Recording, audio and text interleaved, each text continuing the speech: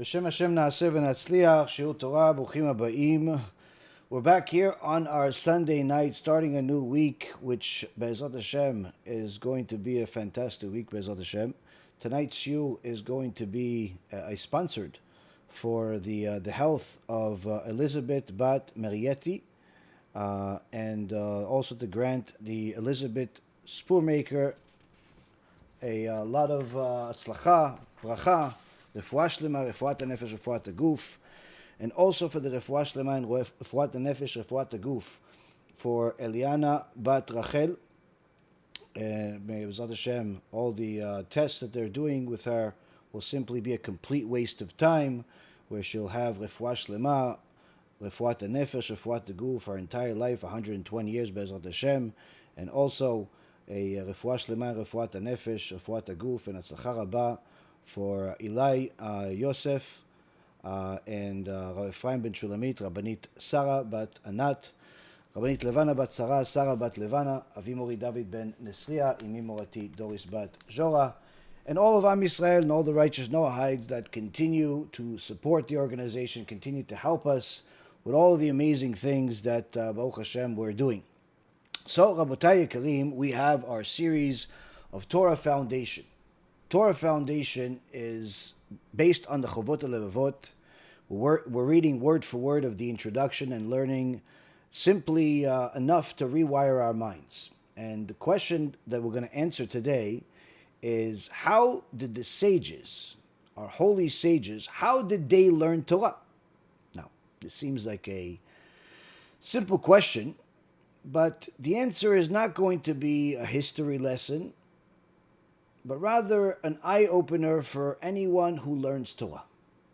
Despite the fact that the Rabbeinu Bachya was, at the time of the Geonim, certainly one of the Geonim, his Chovot Halevavot is now going to clarify that the method to learn Torah successfully is only going to be attained if we follow in the footsteps of those that mastered it before him. The sages of the Talmud, the Tanaim, the Amoraim. This answer that the Chovot Halevavot is going to tell us is going to enlighten many people about what part of their Torah learning is on the right path and what part is, let's just say, off the derech, as they say. Don't be offended, it's simply the truth. In Parashat Bamidbar, we start off with a census. And the Torah says, take a census. Seu et rosh kol edat bnei Israel. But the sages tell us, Seu et rosh, take the heads, is also referring to HaKadosh Baruch Hu's instructions to all leaders. Either we will count you among the best of them, or we're simply going to take your head off if you're a bad leader. Why is this the case? Why is it such a black and white Torah? Because HaKadosh Baruch Hu did not want to give us confusing laws, and thereby told us clear instructions of what is good and what is not, what he wants and what he doesn't want. And a person that wants to do the will of Hashem is going to spend as much time as they possibly can figuring out what is the will of Hashem. And that's what the Chovot Halevavot is now going to address. First, in telling us, again, why he chose to write this Sefer. Out of all the subjects that he could learn, out of all the subjects that he can teach, he chose this. A Sefer that's called Duties of the Heart in English, or Chovot Halevavot in Hebrew, which is, simply put, introspection of our hearts, of whether we are serving Hashem or ourselves. And he says, from what I've read of the conduct of our early masters, and from what has come down to us of their sayings, I have found that they were more enthusiastic and concentrated their efforts more in the fulfillment of their own actual duties rather than the developing of new applications of legal rulings or in resolving bizarre and complex hypothetical questions. They would concentrate on general principles of the law and would clarify what is forbidden and what is permitted. And then they would become immersed and absorbed in the refinement of their conduct and the duties of the heart. Here the Chovot Halevavot is starting off by telling us, do you know why I wrote this book?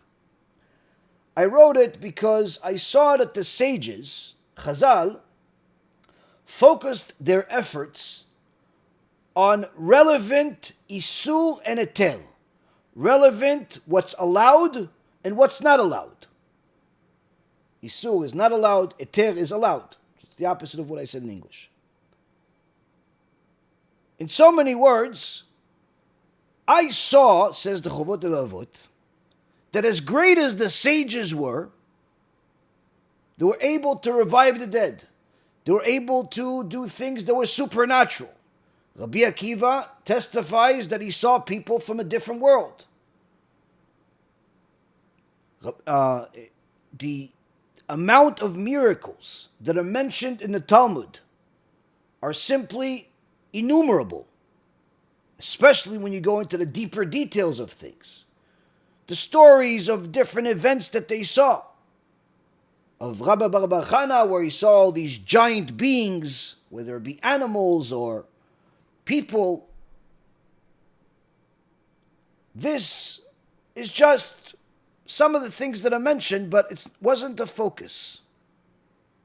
The focus of the Talmud, the focus of the sages, was on what's allowed and what's not allowed. And then, but character development. What Rabbeinu Bachya is trying to tell us here is that the sages did not spend time delving into hypothetical situations that didn't happen, even though it's interesting.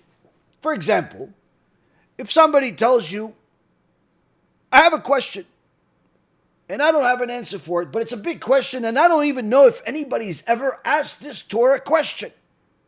Okay, what's the question, son? If somebody's born with two heads, which head does he put the tefillin on? Or does he put two tefillin on? Well, that's a very interesting question. What is the answer? Well, I have another question, Rabbi. Okay. If somebody is born with 4 arms, which arm does he put the tefillin on? Or does he have to buy 4 pairs of tefillin? But what if he has only 2 heads and 4 arms? So does that mean that he buys 4 pairs of tefillin, but really 2 of them are not going to be used? Do you have a member of your family that's an octopus? And if you don't, this is an irrelevant question. The sages did not waste their time dealing with irrelevant hypothetical questions. Because the key to learning Torah is what and who is Hashem, and what does He obligate me to do? That's the point of Torah. Who is this God that created me, that gives me life every millisecond? And what does He want from me?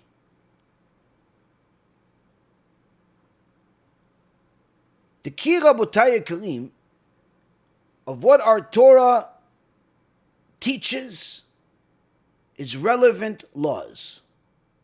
Laws that you could apply to your life. Not hypothetical circumstances that never happened or would happen once in a blue, but rather things that are practical. But the sages were able to go far above and beyond the practical. Why didn't they delve into a question like, what do you do with 4 arms and 2 heads? because this did not help them live their life. And needless to say, this is not going to help you live your life, even if you had answers to such questions. When Rabbi Ovadia Yosef would teach his famous shiur of the balabatim, of the regular people, he would give them a shiur about different halachas.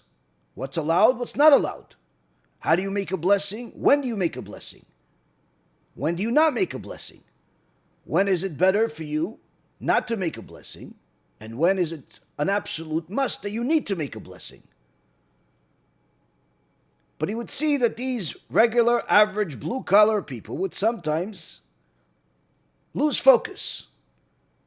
The moment he noticed that anyone lost focus, he would bang on the table and say, Maaseh, a story, something that happened.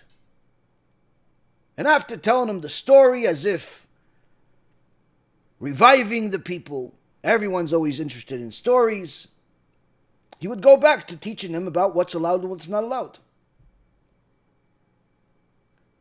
When a person studies Torah for the sake of mental stimulation, for the sake of learning about the supernatural forces that are very much real, what ends up happening many times is that they forget what they're actually supposed to be doing in this world, what this Torah is really for. What is it like? It's like a person comes to a bank, says, "Hi, I'm here to apply for a loan for $1 million. The bank teller looks at this guy, says, "Are you such and such?" He says, "Yeah." "You're Steve Cohen." He said, "Yeah, I'm Steve Cohen." "And you came here to borrow $1 million?" "Yes." "Are you sure you want to borrow $1 million?" "Yes, I do. I'm certain. I'm positive." "Sir, we've been looking for you for 10 years. You owe the bank $10 million. And you have the audacity to now ask for $1 million? And this delusional Steve says to them, "Well, forget about the $10 million for now. I need to borrow $1 million. Just pretend I'm a different customer. I'm a new customer." "What do you mean, forget? You owe us $10 million.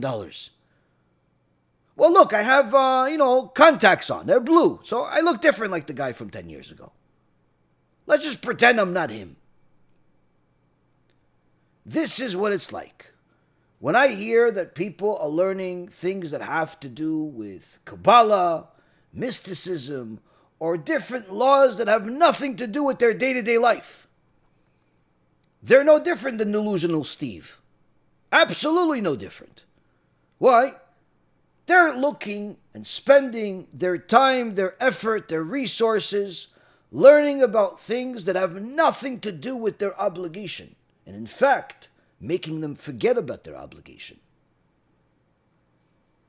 A person could literally be busy in themselves with doing all types of idbodedut. He goes to the middle of the forest, spends 2 hours there, speaking to Hashem. Sounds great. But then you see the guy driving on Shabbat, cooking on Shabbat, speaking business on Shabbat, actually doing business on Shabbat, setting up appointments for Monday or Tuesday while he's on Shabbat. It's like, excuse me, have you learned Ilchot Shabbat? "No, I don't have time." "Why not?"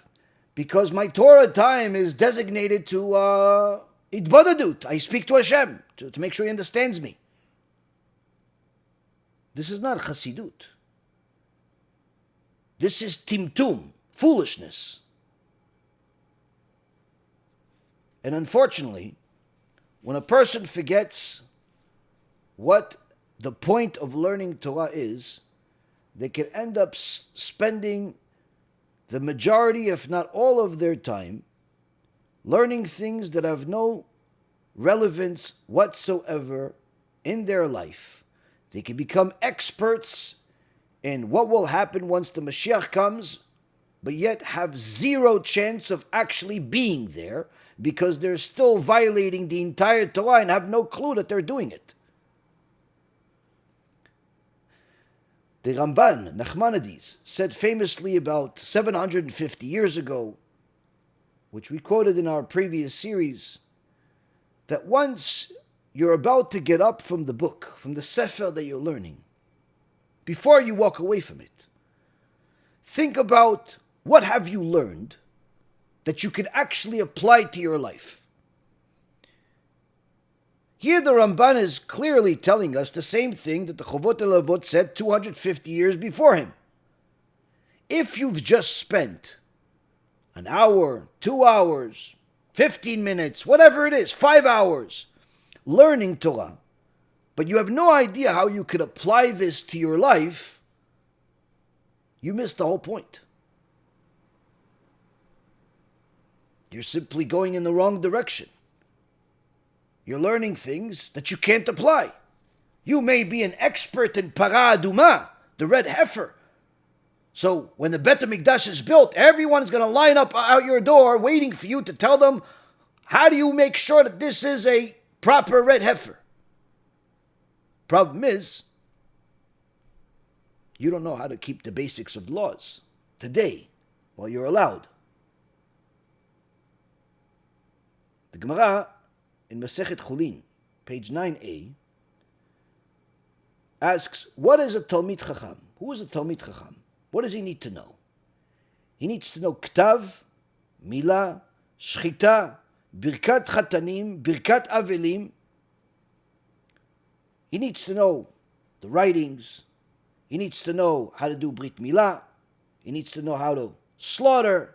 He needs to know how to wed people, how to deal with people when they're dying, the Ilchot Avelut, how to tell them what they're allowed, what they're not allowed to do, bury people, and so on. And all that is needed for day-to-day living. That's what the Gemara says, Talmid Chacham.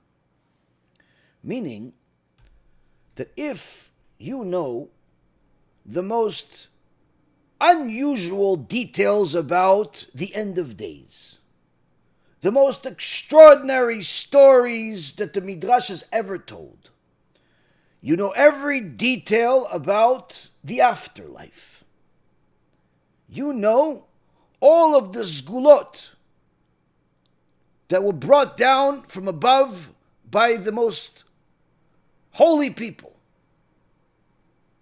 but you don't know the laws of day-to-day Torah, day-to-day Judaism, you've missed the mark. You've wasted your time.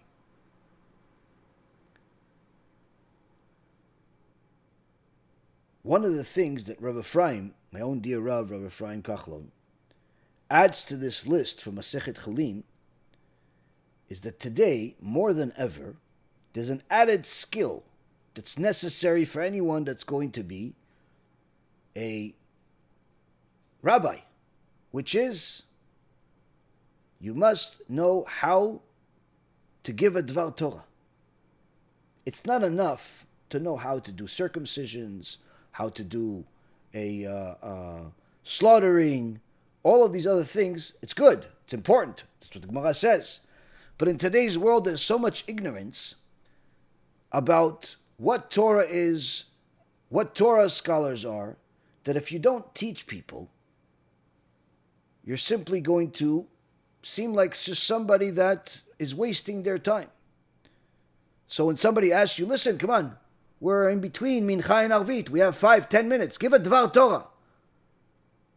If you say, no, I don't have anything right now, wasn't prepared. Well, guess what? They're going to say, many times out loud, then what do you do learning in Kollel all day? If you don't have something to say, what do you do all day? What do you learn all day? Because to the average person, it's perfectly normal for them to think that you are learning things that apply to day-to-day life for them. And they're right. They're very much right. So the Chovot Halevavot is telling us, don't waste your time learning things that you can't apply and make you feel better, as if you know better than others. In fact, he says that if you want to succeed in learning Torah, you have to follow in the footsteps of those that mastered it. And our holy sages themselves would not waste their efforts resolving bizarre and complex hypothetical questions. They would not do pilpul like they do in yeshivot today, where they spend literally months on a single daf of Gemara, instead of going through the entire Masechet, and thereby going through the entire Shas. They could literally spend the entire 4 or 5 years going through 1 or 2 Masechtot, still missing 90% of the Shas. Why? Because they're going through all types of hypothetical circumstances. Who can come up with the most unusual question? Who can come up with the most difficult thing to answer? And some, unfortunately, even think that this is what Torah is supposed to be, to the point where they now go to the next level and decide to write a book. And they'll write a book about all types of questions that the average person has no concept of what they're even talking about.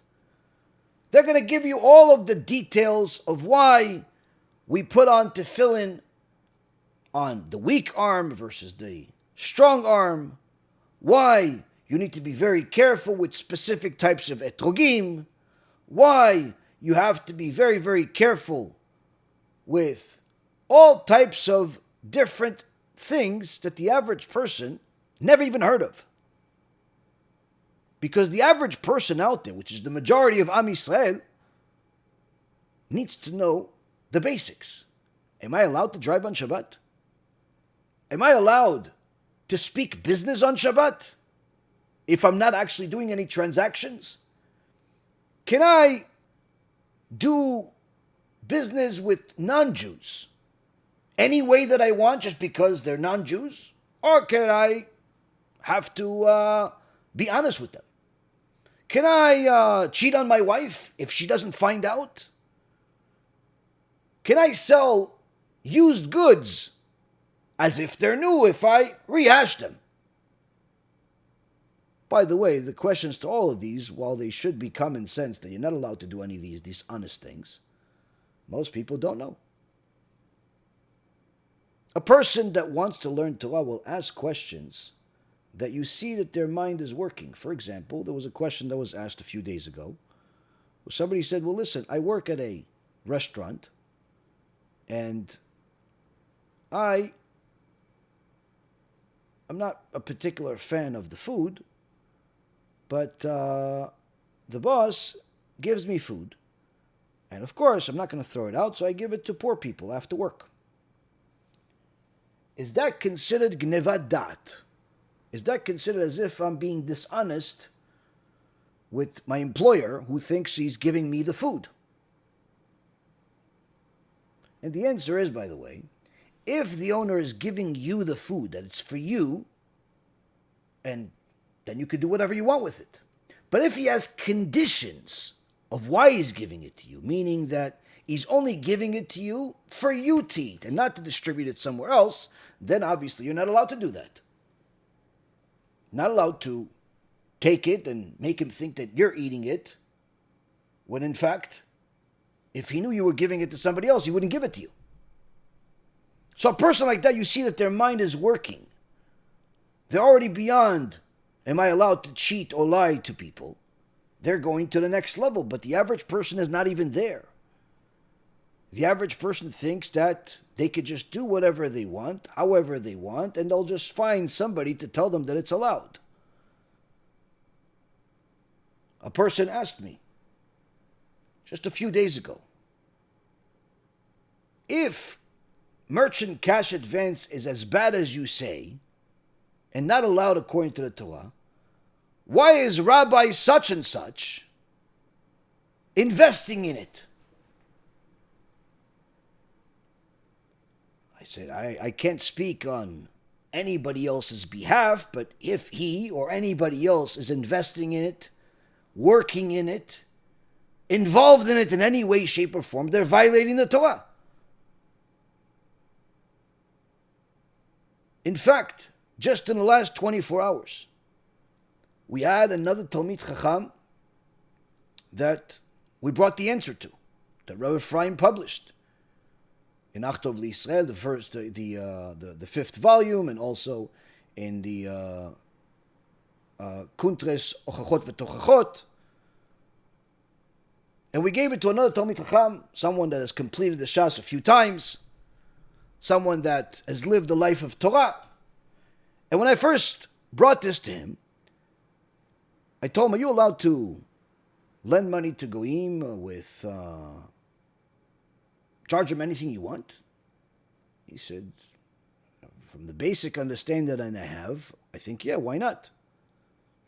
I said, okay. So his initial inclination was, like everybody else, if you're lending to Jews, you're not allowed to charge interest, because the Torah clearly says you're not allowed to, in last week's Parshat and other places. But if you're lending to the nations, which is what the word goyim means, then you're not allowed. You're allowed to charge them whatever you want. Goyim is not a derogatory word. It simply means the nations. Even Am Yisrael is called in the Torah Goy Kadosh, a holy nation. So he was under the understanding, like most people, even those that have learned Torah but perhaps did not spend extra time learning the halachot of ribit and business and so on. Torah is wider than the ocean. Not everybody studies everything. And he was under the understanding that, yeah, as long as you're doing business with non-Jews, you could charge them what you want. I said, okay, no problem. So I gave him the answer, gave him the book. I said, please read this and let me know what you think. Took a few days, maybe even a week. I spoke to him today. I said, so what does Kvodo think? His face became white. And he's dark. And he says, how could anybody respond to such a thing? Of course it's not allowed. I said, wait, but you said it was allowed. He goes, not that. I didn't understand it this way. He brought sources from every possible way, starting the tshuva by telling you, why would you think it's allowed? Meaning, he's actually helping the people that think it's allowed build their case. He tells them, you think it's allowed because of this. You think it's allowed because this chacham said this. You think it's allowed because of this, because of this. And he builds them a mountain, so they build confidence. Oh, yes, you see, it's allowed. Yaron Reuven is a liar. Yaron Reuven doesn't know what he's talking about. And he builds their mountain. And he builds their mountain. And all of the different reasons of why they would think it's allowed. And then all of it comes crashing down when he clarifies every single thing you can possibly imagine. And everything you thought. And show you why it's wrong. By the end of the tshuva, the Chacham told me, how could anyone think it's allowed after they read this tshuva? And I told him, we have yet to find anybody that thinks it's allowed after they read the tshuva. The only people that think that merchant cash advance is allowed for Jewish people to deal with are people that have not read the tshuva, including rabbis. Even those, and especially those that invest in it. The Torah would never, ever allow a Jew to conduct predatory business. The Torah would never allow a Jew to do things that hurt other people. But unfortunately, when you don't learn Torah properly, you can think what's allowed is not allowed, and what's not allowed is allowed. What's pure is not pure, and what's not pure is pure. Why? Because of your own personal agenda. The Chovot Halevavot is telling us, stop with your hypothetical questions in order to bring yourself more kavod, more honor. Start asking questions that are relevant, not the ones that have never been asked before, but rather the ones that are being asked every day. When a person sees someone that calls themselves a rabbi on the internet, they assume that this is a person of knowledge. And they assume that whatever they're saying is true. I'm here to tell you, for the millionth time, don't assume anything. Don't assume that anything that I say is true. Don't assume that anything that anybody ever says is true. Check! Check the sources. If it sounds unusual, if it sounds unbelievable, if it sounds the opposite of good, check the sources. See if he said something, if I said something, and I brought you a source. Go and check the source. Don't take my word for it. Don't take anybody's word for it. That's one of the ways that they learn in real yeshivot. That when they would learn, they would say, listen, Tosfot says that. I don't believe Tosfot. What do you mean you don't believe Tosfot? Tosfot with Kodesh Kodeshim. No. What I mean is, I'm not just going to take the Tosfot's words. I'm going to check the source that even the Baalei Tosfot said. They mentioned the verse. I want to go see what the verse says. And you go double check. Today more than ever, Rabotai, there are things that even the decent human mind knows doesn't make any sense. And yet people are saying it's okay. Somebody brought to my attention another Apikorsim that presents himself as a rabbi. Don't ask me the name. I'm already tired of all the wars. But the guy says, without thinking twice, they asked him, are Reform and Orthodox Jews the same? He says, all Jews are the same. I don't connect to either Orthodox or to Reform. This is Apikorsim. What do you mean they're the same? You either follow the Torah or you don't. If you reject that the Torah is from God, which is what the Reform do, then obviously that's not the same as those that accept the Torah. Is transgender be a sin? That's what they ask him. Well, I don't like to say the word sin. Well, let's just talk about what is good and what is bad and what you connect to, because saying the word sin, that just makes it too much and people don't like it. Wait, so you're more merciful than God? You don't say the word sin?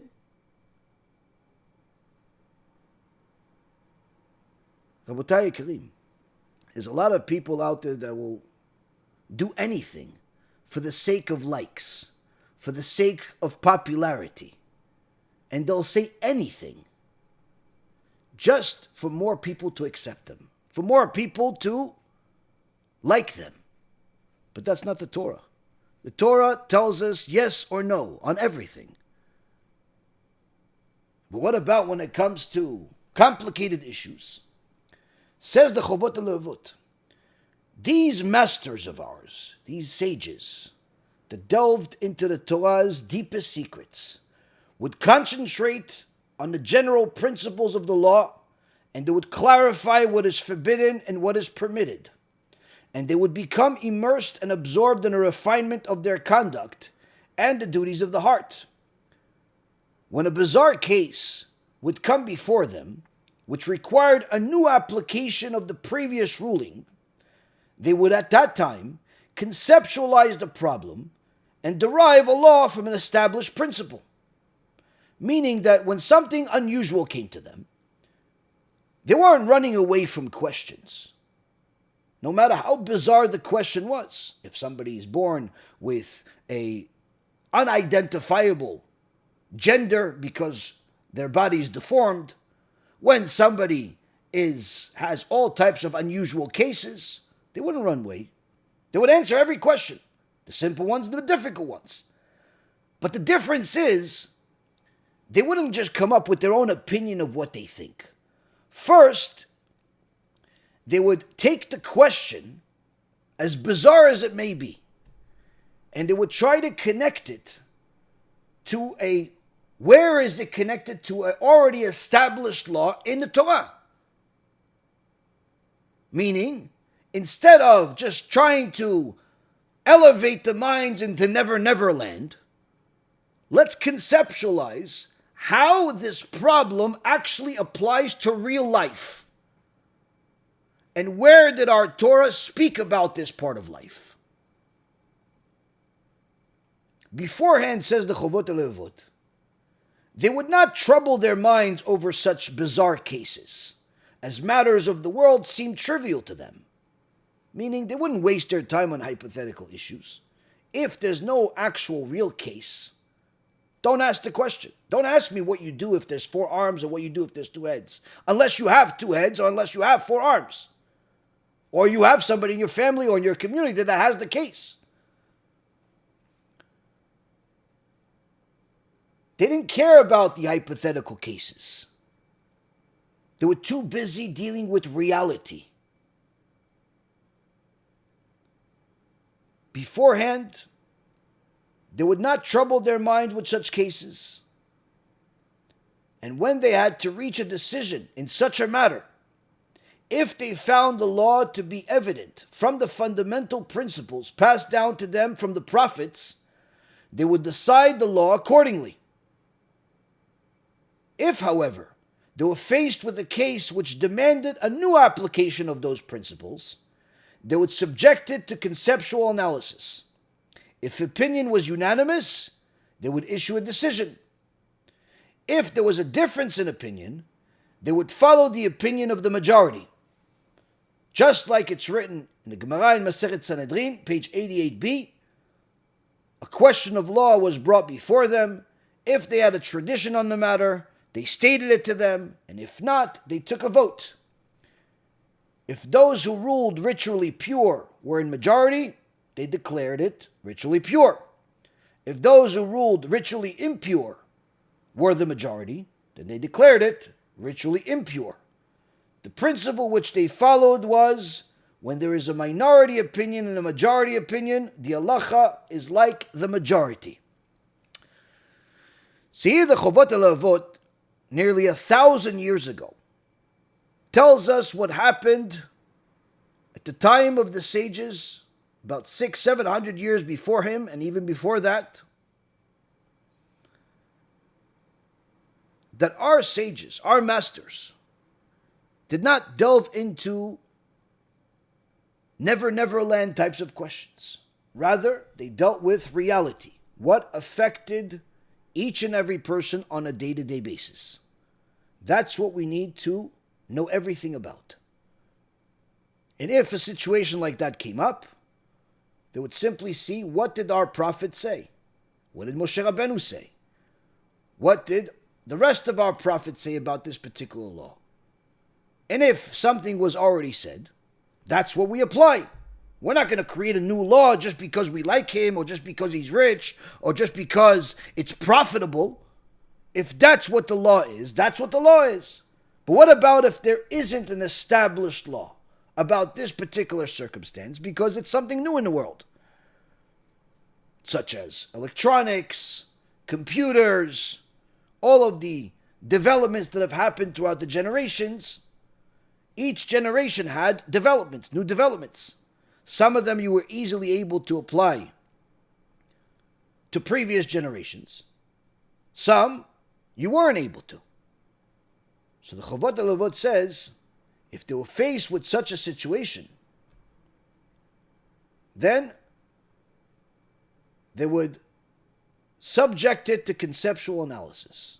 Meaning, they would see, okay, we have this new circumstance that cannot be matched to previous generations. For example, artificial intelligence.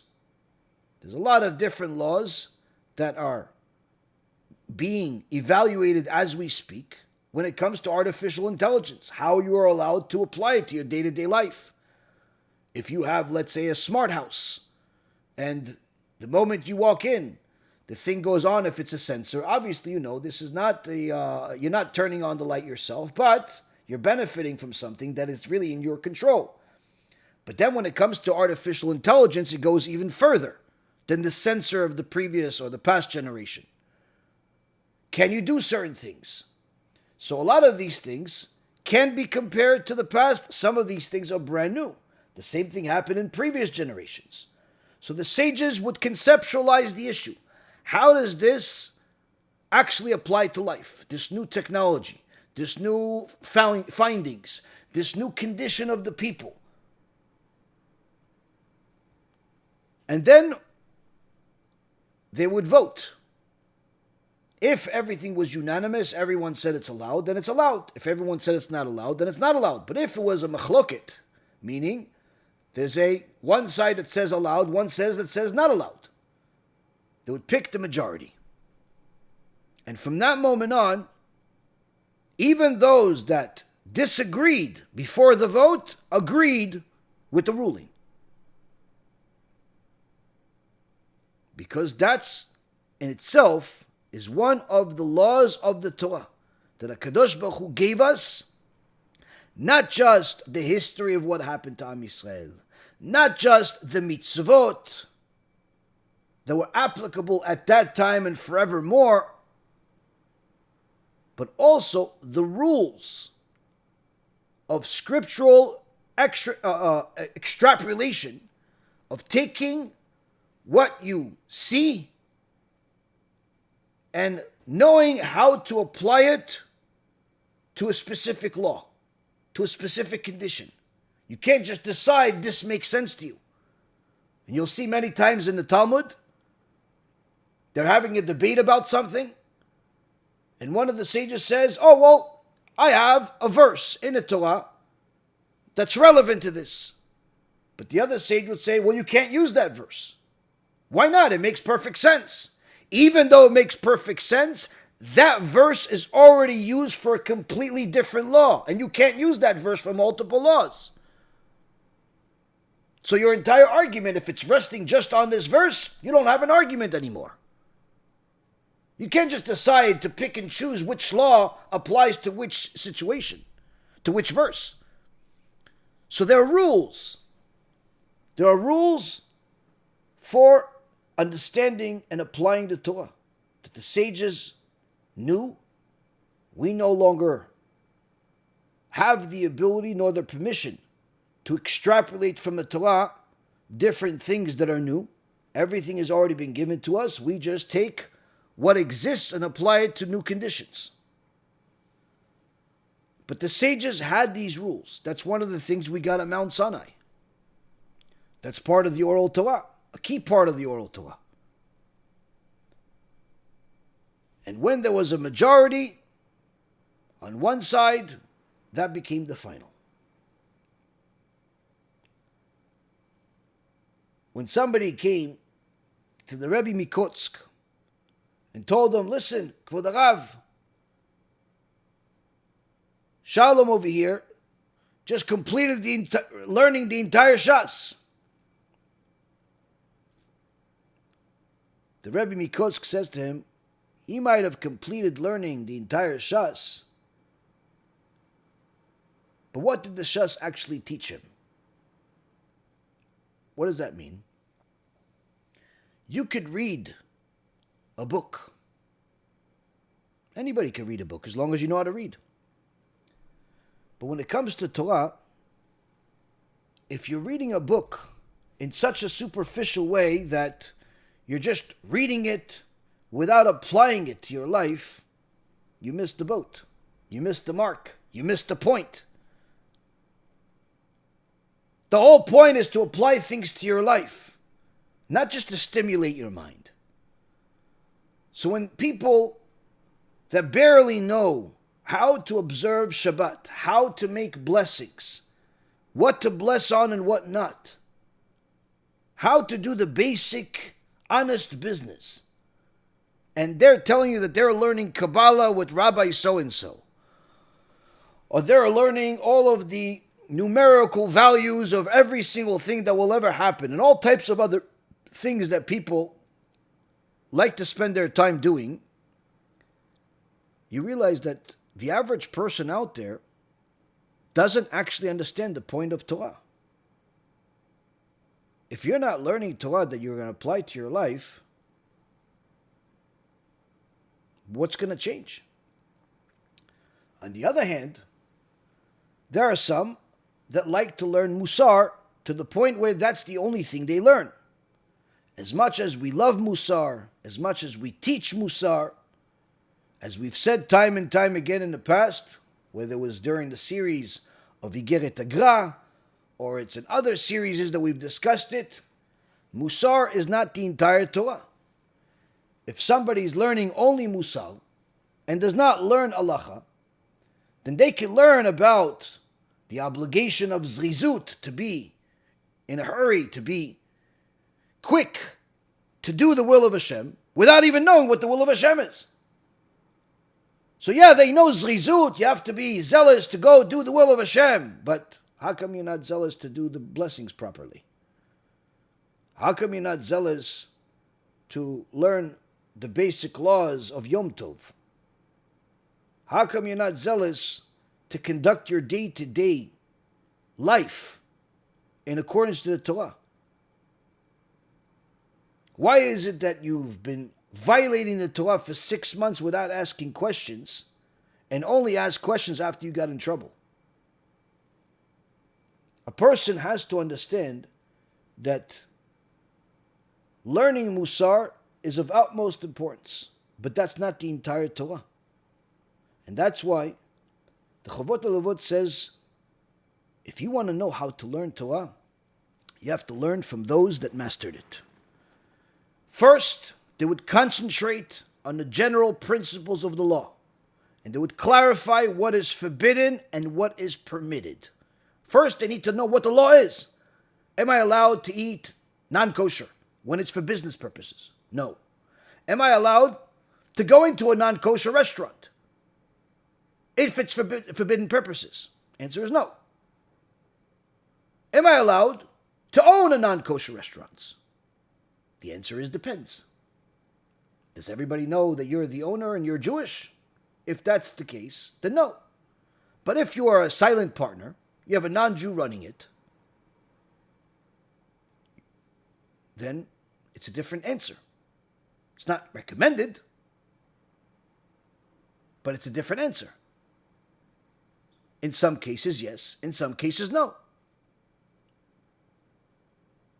So when a person understands that there is an obligation to know what is the will of Hashem when it comes to the laws, allowed, not allowed, forbidden, permitted, then the sages would become immersed and absorbed in the refinement of their conduct and the duties of the heart. It says after they learned the amount of halachah they need to learn for the day, then they would spend the rest of their time perfecting themselves, perfecting their character. If you see yourself learning Torah already for several years, but yet everybody complains that you're still a stingy person, everybody's still complaining that you're still an arrogant person, people tend to not like you, you have problems with everybody, guess what? The problem is with you, not them. Now you're going to say, no, it's because I'm zealous for the mitzvot. If you were truly zealous for the mitzvot the proper way, people would love you. Even the people that don't keep the mitzvot would love you. Why? Because you would know how to get them to understand why you're doing what you're doing and perhaps why they should do the same thing. If you find yourself that you're learning Torah for several years and you still have no blessing in your life whatsoever, double check. Double check if what you're learning is proper or not, is correct or not. If you're learning Torah for several years, but you still cannot say a Devar Torah at your Shulchan Shabbat, Ask yourself, why? Why don't I have a story to tell my little kids? Why don't I have something to say to my family after I learned every day this whole week? The sages learned what's allowed and what's not allowed. But they didn't become like some of these arrogant people that think they've done tshuva, think that they've learned enough Mussar, and now they're only going to learn Halachah. There's no such thing. Mussar has to be part of your day-to-day life as a Jew for your whole life. And needless to say, non-Jews, Mussar is the foundation of all of your learning. If you don't learn Mussar, then you're not going to know how to serve Hashem at all, because you don't have to learn all the mitzvot. And in fact, you're not even allowed to learn all the mitzvot because it's not relevant to you. Hashem wants you to spend time with things that are relevant to you.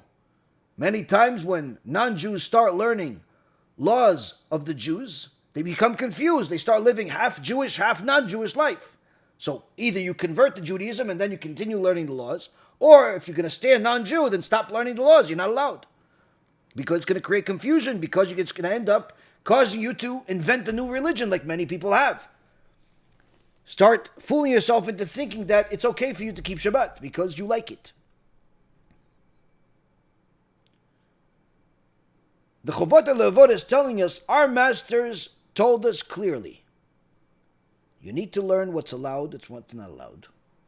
But you also have to then immerse yourself in Mussar, in character development, to perfect yourself, to refine yourself, become more calm, become more humble, become more zealous for Hashem, become more interested in publicizing His name rather than yours, become more generous, become a better version of yourself, and the better is defined by Hashem's better rather than your own better. If a person refines their character through the Torah, then they're serving Hashem. But if a person stays arrogant, stays stingy, stays ignorant of the purpose, what's the point? And it's not just me saying what's the point. The Gemara in Masechet Shabbat, page 31a, says, if a person learns the entire Mishnah, which was the foundation of the oral Torah, he knows the whole thing, all 6 parts of it, but he does not have Yirat Shamayim, he does not have fear of heaven, it's worthless. It's as if he learned nothing. That's what the Gemara says. Meaning that even if you know all of the text and all of the stories and all of the laws,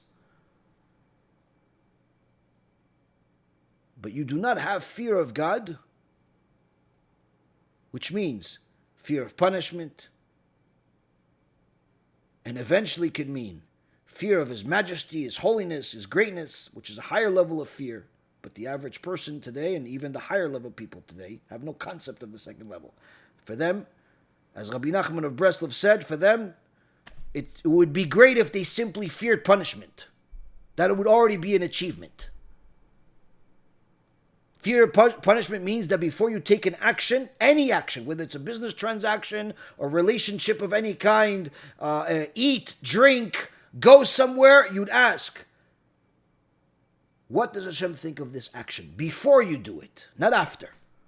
Don't send the wrapper and then ask, am I supposed to bless on this?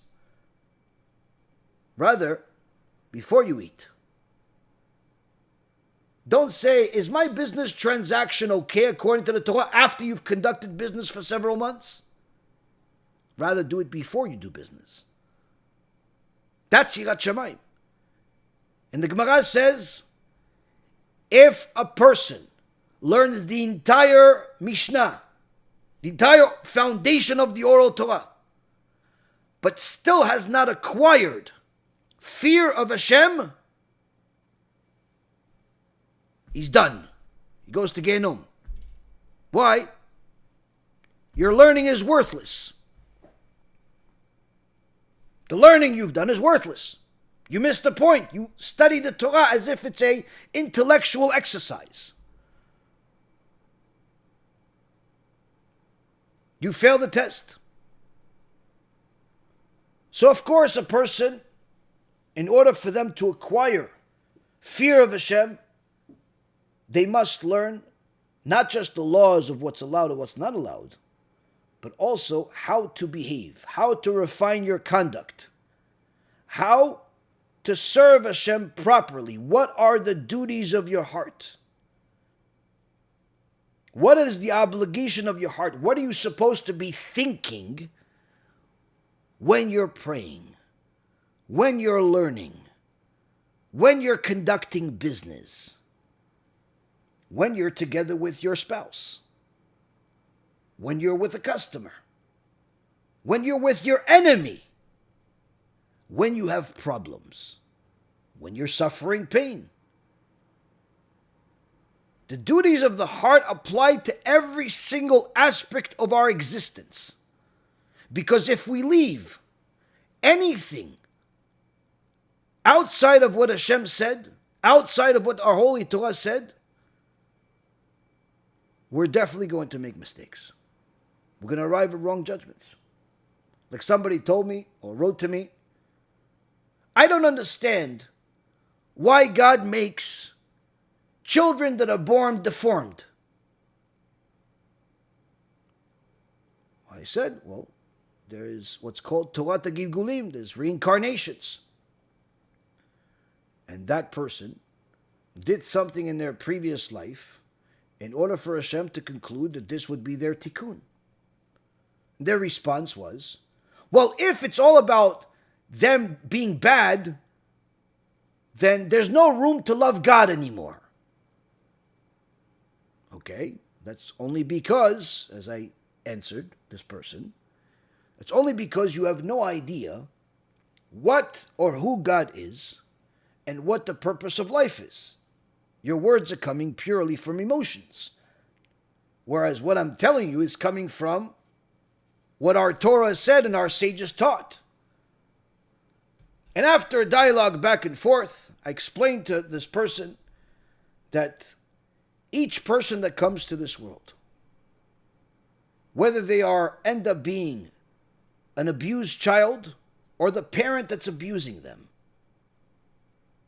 whether it's coming as a healthy person or unhealthy person, every person that comes to this world is coming in order to rectify something they've done in their previous life. Sometimes the abused person is someone that was the abuser in the previous life. Their rectification is for them to be abused, measure for measure. Sometimes a person comes to this world blind, not because it's a punishment for them, but rather it's because Hashem is helping them not look at things that are inappropriate, because in their previous life, they were perfectly righteous in everything except one thing, and in order to protect them from making a sin with their eyes and add to their account, Hashem just brings them to the world blind. So they only have to live a life to fix something completely different from the eyes.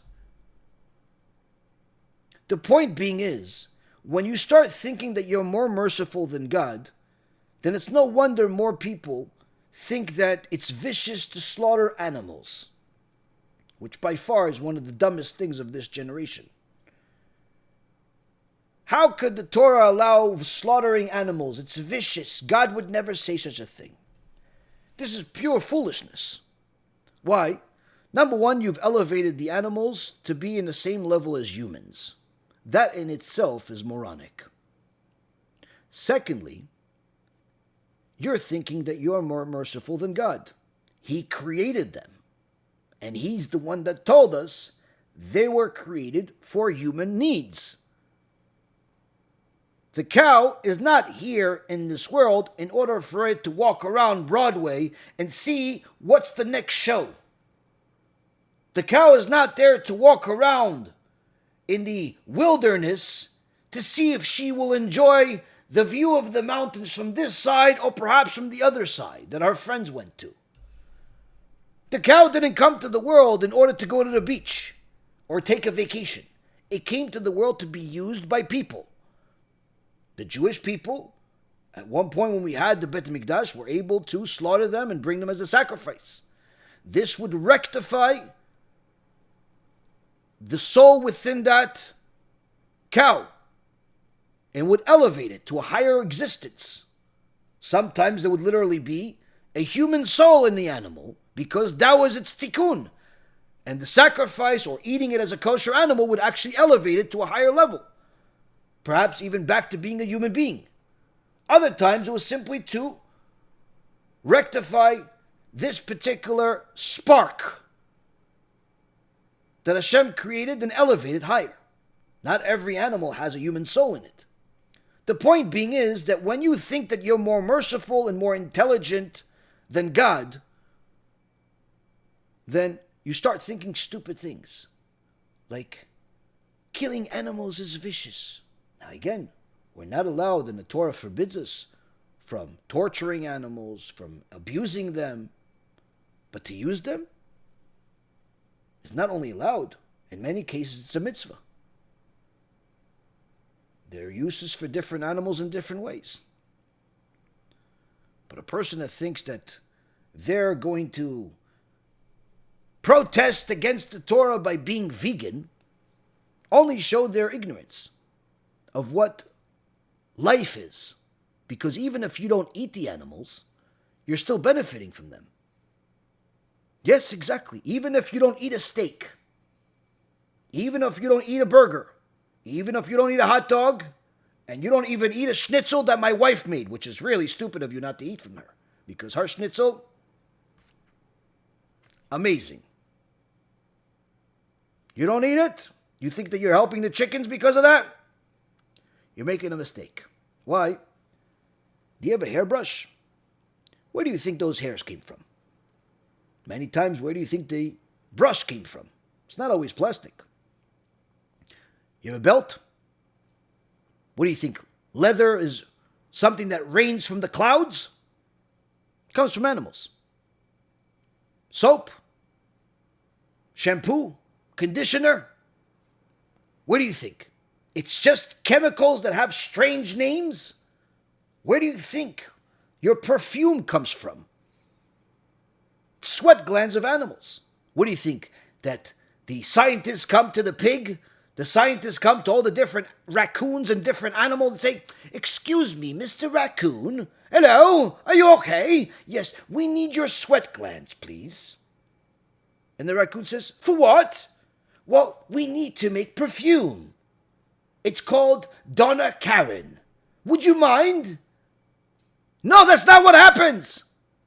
You know what they do? They kill the raccoon, they kill the pig, they kill the animal, and then they take whatever they want. So if you're using a perfume, or you're using a hairbrush or shampoo, or every other product that's out there, if you have shoes, guess what? You're benefiting from animals, even if you don't eat them. This simply goes to show people that as much as people would delude themselves to think that they're more merciful than God, more times than not, they're not even merciful at all. They're just delusional and arrogant people. Our Holy Torah tells us you have to know what's allowed and you have to know what's not allowed. Secondly, Torah tells us, use me. Use the Holy Torah in order to refine yourself. If your wife is constantly complaining that you're an angry person, that means you're not learning Torah properly. If your community always looks in a different direction when it comes to charity because you're Mr. Stingy, everyone's given up on you, you're not learning Torah. If every time somebody wants to hear a Dvar Torah, they look away from you because you have nothing to say, or what you say has nothing to do with anything, you're more of a newscaster rather than you are a Dvar Torah speaker, you're missing the point. Our Holy Torah is a manual. It's an instruction set of how to live. Not in hypothetical never, never land, but in this world, in this generation, in this day. The more you learn what the Torah says, the easier it is going to be for you to apply it to your life. And if you're finding yourself learning from someone where you don't really know how to apply what he's saying to your life, then change. Find a different teacher. Find a different book. Find something that's relevant to you. Learn it and move on to the next subject. Learn it and move on to the next subject. But again, each subject is very extensive. You want to learn the laws of Mussar? There are dozens of books about it. You want to learn the laws of brachot? There are dozens of books on it. You don't have to read every single book. You need to know enough. One of the ways that I saw how people that consider themselves Baalei Tshuva or religious are misinformed of what the Torah is when someone sent me a message that they wanted to bring something to my attention, and they said, I think that you need to get rid of the people on your team. My wonderful team Hashem. Wonderful, precious, priceless team Hashem. I asked why. He said, you need people that care about you. I said, okay, fine. No, not sure what you think. Why these people are working or volunteering for us if they don't care. But okay, why do you say that? He says, because I see all these posters of halachas that have to do with the bathroom. This is not good for you. What is that? You have to teach Torah.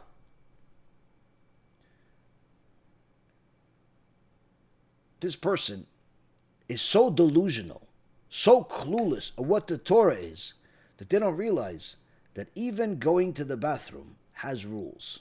Rules of modesty. So when our beautiful, precious Talmidei Chachamim put together different posters, different things that have to do with how does a Jew have to go to the bathroom, how to deal with his own body, her own body in privacy. They were dealing with some of the most sensitive and important things of your day-to-day life that most people, even if they've been religious their whole life, do not even know. Yes, Rabotai, the Torah even has rules of how to go to the bathroom, how to be alone in your birthday suit. Because if you don't know how to act, then you could fool yourself into thinking that you're a modest person, but in reality, you're far from it. You could fool yourself into thinking that you're following the Torah, but in reality, you don't even know a big part of it. And that's why when we started the series of pictures, we have a group, daily Halachah pictures, where every day a couple of pictures with an Halachah on them, where the pictures explaining the Halachah are published in our one of our WhatsApp groups, which Baruch Hashem is very, very popular. I decided that the best thing to start off with is Ashkamat HaBoker, the laws of every day from the morning. And of course, it goes into other things. But why? Because the average person out there could literally be a Baal Tshuva for 5, 10, 20 years and still not know how to wash their hands properly. Still not know how to say a blessing after they relieve themselves, after they eat, drink, and so on. They may know some basics, but a lot of the small details they don't know, and sometimes a lot of the big details they don't know. So much so that people think it's unusual to talk about that part of life, when in reality, we spent an enormous part of our lives in that position, in that way, in places that are private, not in front of people, If you don't know how to act privately, then certainly you're not going to know how to act publicly. And that's why in the Gemara, when they asked Rav Nachman to say a eulogy for a Chacham that passed away, they said, oh, he was this Chacham, he was good, he was Chacham, and he was a modest person. Rav Nachman said, how do you know he was modest?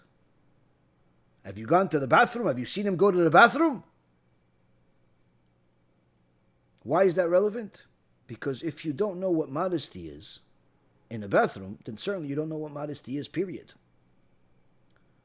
So while somebody may think that they know better than what the Torah is, that they have their favorite rules that they keep, and therefore they think that if they keep them, they keep the entire Torah, the Chovot Halevavot is telling us, if you want to succeed in learning Torah, you can't just focus on one topic in Judaism.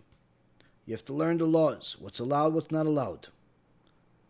And then, after you've learned what you need to learn that day of allowed and not allowed, then you go into character refinement, which is learning of Mussar, which is how to apply those laws. What is the consequences of not following those laws? What's on the line? What can you get as a reward? What can you get as a punishment? This is the way that HaKadosh Baruch Hu created us, to be motivated by fear as well as by potential reward.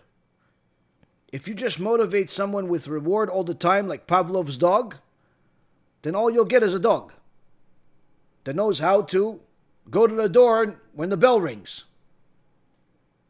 That's all you're going to get. But if you know how to teach somebody both reward and punishment, where they understand that there's a consequence for going against Hashem, they understand that there's a consequence for ignoring the mitzvot, for forsaking them, for insulting them, chas v'shalom, for simply manipulating them into something new, in order for people to like you and make yourself more popular. The Baalei Mussar will teach you what the consequences are for such a person. And that's why the Chovot Halevavot says that after they would decide what the Halachah is, based on the majority, they preserved for us their views on morality, the ideal personality, each man according to his own time and place in Pirkei Avot. Meaning that these holy sages that exerted their efforts to no end about what's allowed and what's not allowed, what's relevant and what's irrelevant, not wasting time on hypothetical situations, but rather on conceptual things, real things. The rest of their time was spent on purifying and refining themselves and investigating their own hearts, and thereby teaching their students how to do the same themselves. All of those teachings of morality, says the Chovot Halevavot, is what we put in the Pirkei Avot. Pirkei Avot, that's studied during this time of the year, is something that we spent several years teaching. We have a whole series of Pirkei Avot, 179 lectures, I believe, each one averaging close to 3 hours, each one completely different from the next, full of new insights, full of amazing and useful information about morality, about how to truly inspire yourself to become better. This is why we still recommend it years after we've done it, because those teachings never get old. In fact, they get better each time you learn them, because the more you've learned other parts of Torah, or even if you learn that one, the next time you learn it, you understand even more of how it applies to you. And this is what the Chovot Halevavot is trying to get us to do. Learn Halachah, learn Mussar. Because if you learn one without the other, just like the Gaon Mivilna said nearly 600 years later, you'll be missing a critical part of the equation to the point where you're not going to be able to arrive at the right conclusion very often. You may know the law, but you don't know how to apply it. You may know how you're supposed to behave, but you're not even sure if it's applicable because you don't really know what the law is. The two go together. We need to know what to do, how to do it, and when to do it. And more than anything else, we need to know what not to waste our time doing. Don't learn things that simply do not apply to your life. Whether it's the Kabbalistic teachings of those that claim to teach Kabbalah, or it's very deep Halachah that is not really relevant to your day-to-day life because, quite frankly, you're not going to be a Kohen. So why are you learning about the Shulim, about Kohanim, and how they're supposed to bring sacrifices when the Bet HaMikdash is rebuilt? And a lot of the different things that are taught out there that are perhaps interesting to many people, or even to some people. But if you're going to listen to them, if you're going to read them, make sure they're applicable to you. Because if they're not, you're wasting your Torah time on things that you can't apply.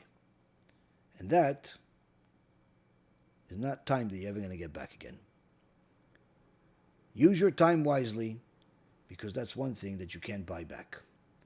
Thank you very much for learning with me. May Hashem bless each and every one of you to successfully learn Torah that's applicable to your day-to-day life, and you'll be able to succeed to actually apply it to your lives. Anyone that wants to support can donate on our website, be'ezrathashem.org or bhtorah.org, or you could donate on YouTube, you could donate on Facebook. There's a lot of different ways that you could donate. You could also donate on our website, cryptocurrency and stocks. And of course, you could always donate on our app that you could watch the lectures on without any distractions of commercials and so on. You could find it in the App Store, the Be'ezrat Hashem app. And of course, for any of you that have yet to download and subscribe to the AI Rabbi app that we have, you're simply missing out, because once you have that app, you also realize that you have a lot more questions you want answers for, and you'll finally be able to get them. You'll be able to get those answers with the reliable sources that are not just hallucinating like a lot of other AI out there is doing, because our database is something that is reliable and not just something generic that's off of the larger internet that has rules that are the opposite of the truth and rules that are true. This, Rabotai, is available, airabbi.org. And Be'ezrat Hashem, more good news are coming soon. Next week, we're likely not going to have this lecture because I'm going to be traveling next week. I'll be in Canada, in Toronto for a few days. But anybody that wants to arrange a lecture while I'm in Toronto, I'm only going to be for a few days. Anyone that wants to arrange a lecture in Toronto while I'm there, I'll be more than happy to do it. But there's some stuff that I have to take care of over there. But nonetheless, anyone that wants to learn with us again, we'll be having another shiur on Wednesday, our famous Stump the Rabbi lecture, which will discuss a lot of new things about the Parshat and other things that Be'ezrat Hashem HaKadosh Baruch Hu will give us. Kol Tuv, B'cha V'Atzlacha, and Be'ezrat Hashem, we will learn again later this week. I'd like to introduce you to your new best friend. We did it. AI Rabbi is here. It's an AI model that is based on kosher Torah sources, 30 different languages that are available to you. So if you want to ask it in Spanish, in Chinese, Portuguese, whatever you want to do, it's available for you. Can you tell me about Rabbi Akiva? So it's time-stamped to the shiur. You press this green button, AI Rabbi on your WhatsApp. You'll have the ability to ask questions at will. You'll be provided sources, and most importantly, you'll be able to know the truth and be able to rely on the sources.